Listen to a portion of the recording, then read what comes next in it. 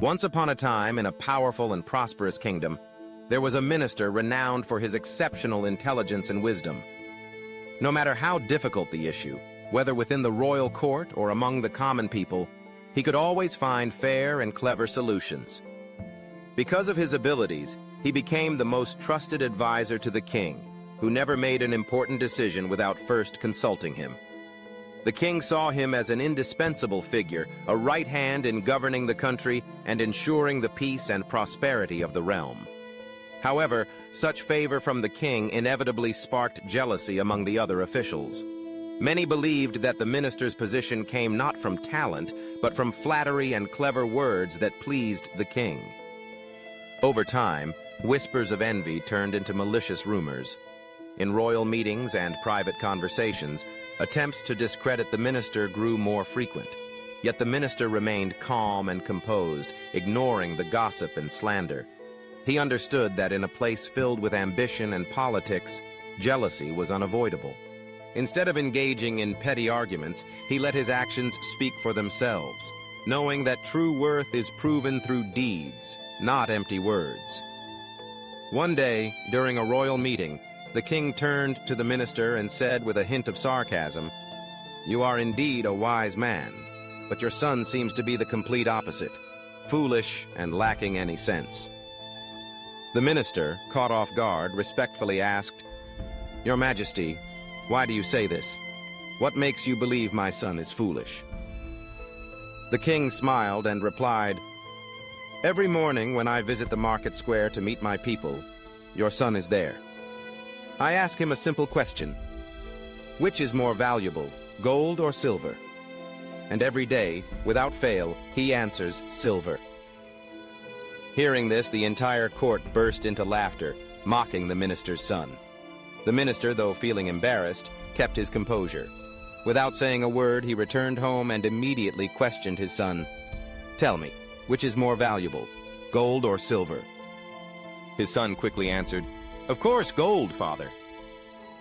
Perplexed, the minister asked, "Then why do you tell the king that silver is more valuable every day?" Smiling, the son explained, "Father, the king enjoys playing this game with me daily. If I choose the gold coin, the game will end. But by choosing silver, I earn a coin every day." The minister was taken aback by his son's cleverness. He realized that while everyone else saw his son's actions as foolish, the boy was actually showing great wisdom.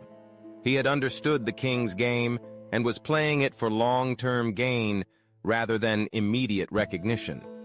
The son wasn't concerned with what others thought of him, nor was he eager to prove himself by choosing the more valuable gold coin.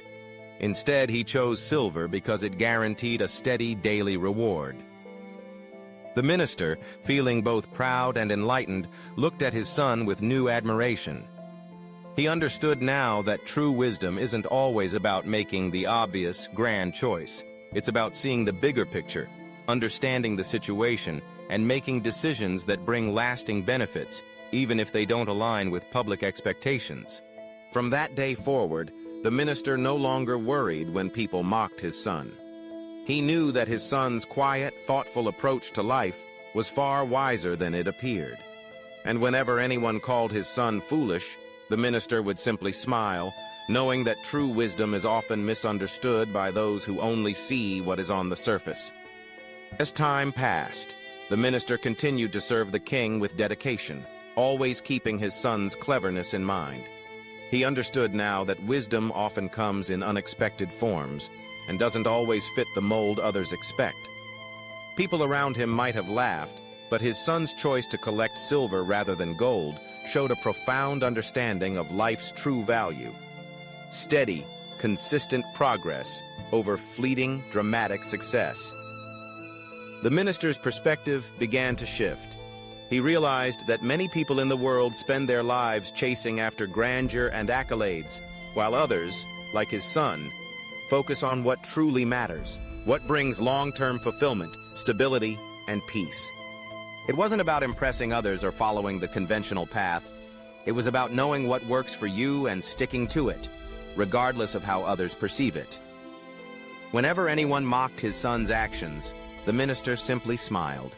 He understood that true wisdom isn't always about making bold, flashy decisions. It's about having the patience to choose what is truly valuable in the long run, even if it doesn't seem impressive to the world. And with that realization, the minister found peace in knowing that his son's approach was one of quiet brilliance. Over time, the minister's understanding of wisdom deepened even further.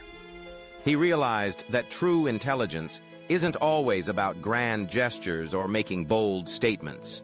It's about understanding the situation and making choices that bring long-term benefits, even if they seem insignificant at first. His son's choice to pick the silver coin, while seemingly foolish, was in fact a brilliant strategy. He had found a way to gain steady rewards without falling into the trap of seeking immediate glory. The minister understood now that the world often misunderstands those who take a different path. People might laugh or criticize, but what truly matters is having the wisdom to stick to what you know is right. The minister no longer cared about the mockery, because he saw the bigger picture. His son's quiet wisdom had proven that sometimes the most valuable choices are the ones that go unnoticed by others.